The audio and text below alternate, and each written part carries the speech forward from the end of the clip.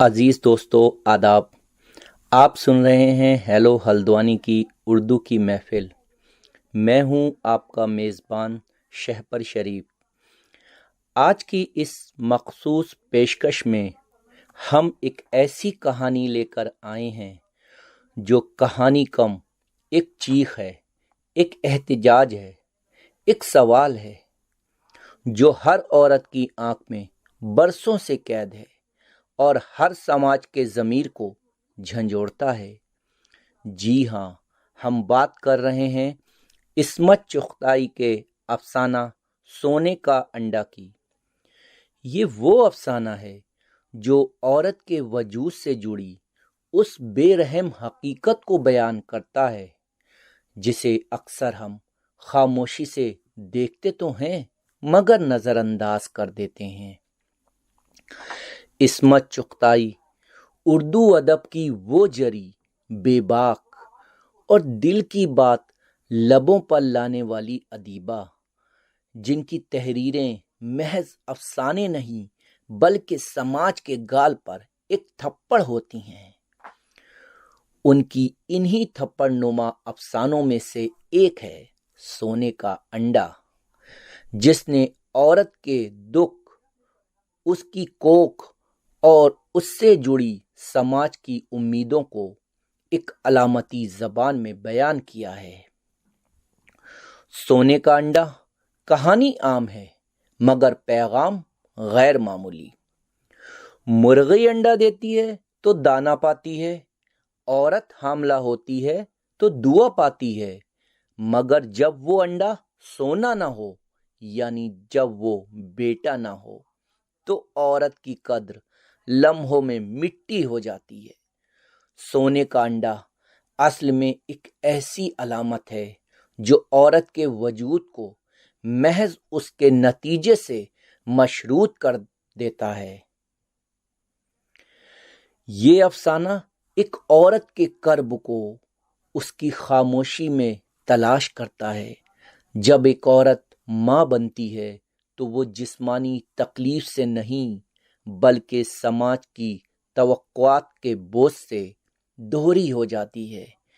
اگر بیٹا ہو جائے تو وہ دیوی اور اگر بیٹی ہو جائے تو وہ بد نصیب، بانجھ، منحوس، جیسے بیٹی اس کے گناہوں کا نتیجہ ہو۔ یہی وہ دوغلا پن ہے جس پر عصمت چغتائی نے زور کا چراغ جلایا ہے۔ کیا عورت صرف ایک پیداواری مشین ہے؟ کیا اس کی عزت، اس کی محبت، اس کی زندگی صرف اس بات سے طے ہوگی کہ اس نے کیا جنا ہے یا وہ خود کیا ہے؟ یہ سوال عصمت ہر قاری سے نہیں، ہر سامع سے پوچھتی ہے اور جواب ہمارے ضمیر میں تلاش کرواتی ہے۔ سونے کا انڈا ایک ایسا خواب جو ہر ساس، ہر شوہر، ہر خاندان کی آنکھوں میں چمکتا ہے، مگر وہ عورت جس کی کوکھ سے یہ انڈا نکلنا ہے وہ اس خواب کا بوجھ لے کر جیتی ہے، سسکتی ہے اور اکثر خاموشی سے مر جاتی ہے۔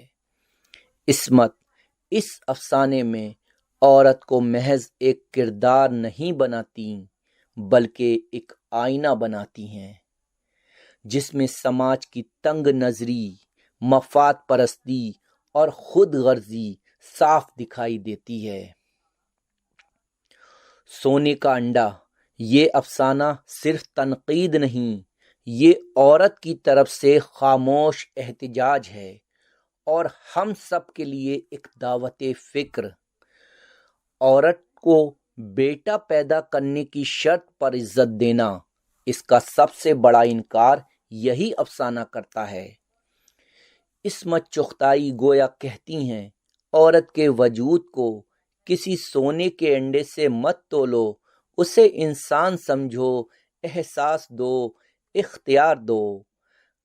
عزیز دوستو، آج کی اس کہانی کے بعد اگر آپ کے دل میں کوئی سوچ جاگی ہو، اگر کوئی سوال اٹھا ہو یا اگر کسی عورت کی خاموشی کی آواز آپ نے پہلی بار سنی ہو تو جان لیجئے عصمت چغتائی کامیاب ہو گئی ہیں۔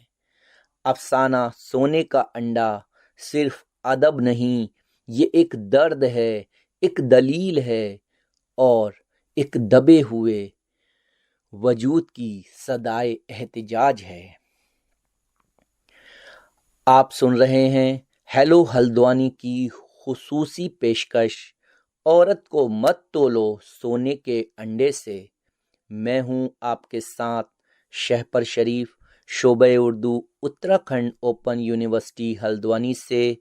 اگلے پروگرام میں ایک اور کہانی، ایک اور سچائی کے ساتھ پھر ملیں گے۔ اپنا خیال رکھیے۔ فی امان اللہ۔